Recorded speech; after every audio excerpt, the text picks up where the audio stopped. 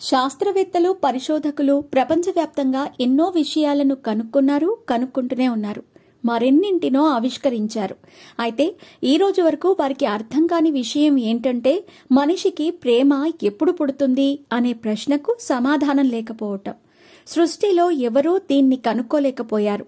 అలాగే తెలుగు చలనచిత్ర పరిశ్రమలో నరేష్, పవిత్ర లోకేష్ మధ్య ప్రేమ పుట్టటంపై అందరూ ఆశ్చర్యపోయారు.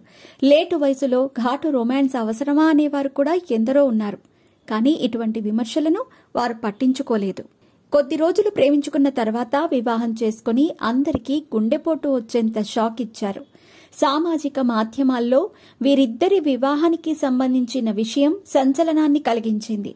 అప్పటికే పెళ్లిళ్లలో నరేష్ హ్యాట్రిక్ కొట్టాడు. వీరిద్దరిపై నరేష్ మూడో భార్య రమ్య రఘుపతి కేసు పెట్టింది. ఈ జంట లిప్ లాక్ పెట్టుకున్న ఎన్నో వీడియోలు బయటకు వచ్చాయి. అయితే అదంతా సినిమా ప్రమోషన్స్ లో భాగంగా చేశారు. మళ్లీ పెళ్లి సినిమాతో ప్రేక్షకుల ముందుకు వచ్చారు. పిల్లల్ని కంటామని చెప్పారు.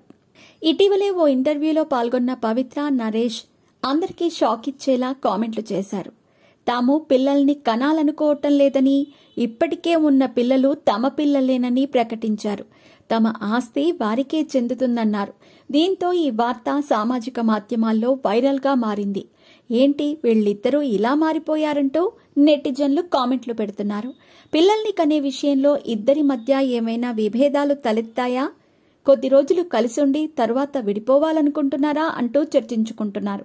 నరేష్ వద్ద 1500 కోట్ల ఆస్తి ఉండటంతోనే అతనితో సహజీవనం చేస్తోందని, అంత డబ్బు ఉండటమే కారణమని పవిత్ర మాజీ భర్త ఆరోపించారు.